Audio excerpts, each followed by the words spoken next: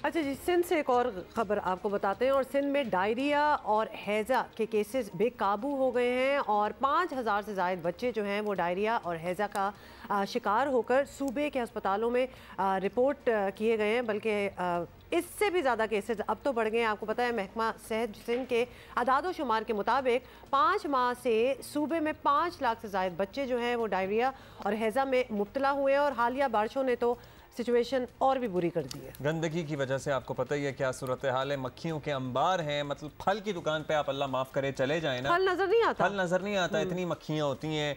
कराची में 86,000 से ज़ायद बच्चों में डायरिया की तस्दीक हुई है। दूसरी तरफ सिंध हुकूमत अब तक इस मामले पर बिल्कुल फिक्रमंद नजर नहीं आ रही है।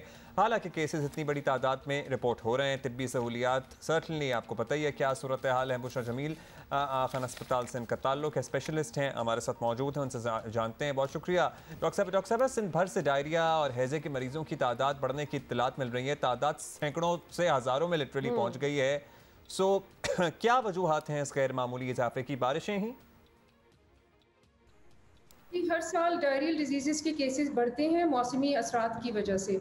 गर्मी के मौसम में उमूमन खाना अगर पका के स्टोर कर लिया जाए तो उसमें जरासीम की अफजाइश होती है और इसके अलावा गंदे पानी की फराहमी, इवन टैप वाटर के अंदर जरासीम का मौजूद होना, इसकी वजह से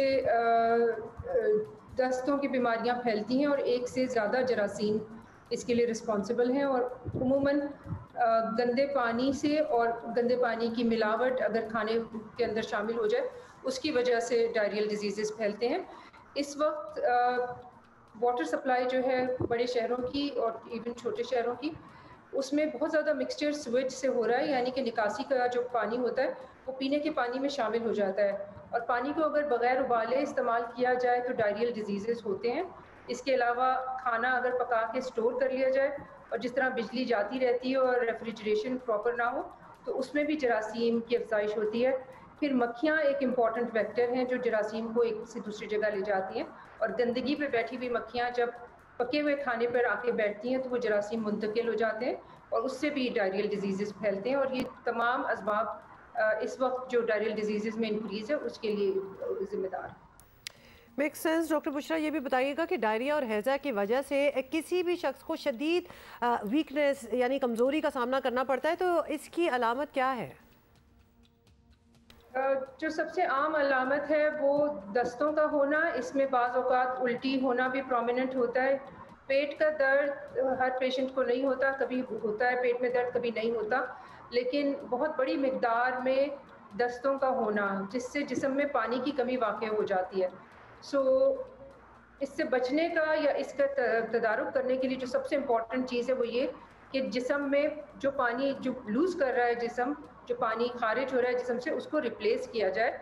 सो मुंह के ज़रिए पानी लिया जा सकता है, पानी पीना होता है और उसमें अगर निमकोल शामिल कर लिया जाए तो वो और भी बेहतर है क्योंकि सिर्फ पानी ही ज़ाया नहीं हो रहा होता, नमकियात भी ज़ाया हो रही होती हैं। अच्छा डॉक्टर साहब, ये बताइएगा कि अगर किसी को डायरिया या हैज़े की अलामात महसूस हो रही हैं तो फौरी तौर पर क्या करना चाहिए?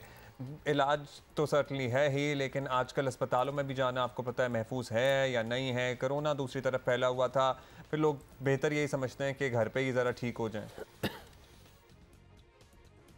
फौरी जो इलाज इसका किया जा सकता है जो कि घर में भी इस्तेमाल हो सकता है, वो घर में नींबू पानी बना के उसको पीना है। लेमन जूस और नमक और चीनी मिला के जग में भर लें, लेकिन उसको ढाँप के रखें और उसको इस्तेमाल करते रहें। जितना हो सके पिएँ, जितनी दफ़ा दस्त हो उतनी मरतबा 1 से 2 ग्लास भर के पी लें। इससे कुछ ना कुछ बचाव हो सकता है, लेकिन अगर पानी पीना पॉसिबल ना हो तो फिर अस्पताल जाना ज़रूरी होता है क्योंकि बहुत ज़्यादा फ्लूइड लॉसेस से गुर्दे फेल भी हो सकते हैं।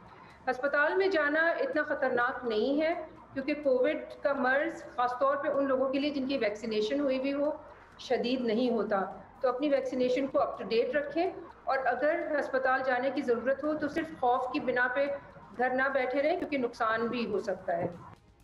बहुत बहुत शुक्रिया डॉक्टर बुशरा जमील। और ये आपने बड़ी अच्छी बात एंड में की क्योंकि वैक्सीनेशन के बड़े फ़ायदे हैं। तो इसीलिए हम लोगों को ये भी कह रहे थे कि वैक्सीनेट अपने आप को, ऑल्दो कह तो किसी और वजह से रहे थे, कोविड की वजह से वैक्सीनेट कराएं, लेकिन उसके फिर बहुत ज़्यादा और फायदे निकल आ जाते हैं। अच्छा, आपको पता है कि कराची में तो कोरोना फिर भी थोड़ा सा अंडर कंट्रोल आया, लाहौर में पॉजिटिविटी रेट जो है वो काफ़ी बढ़ गई है। सो 9% कल परसों तक रिपोर्ट हो रही थी।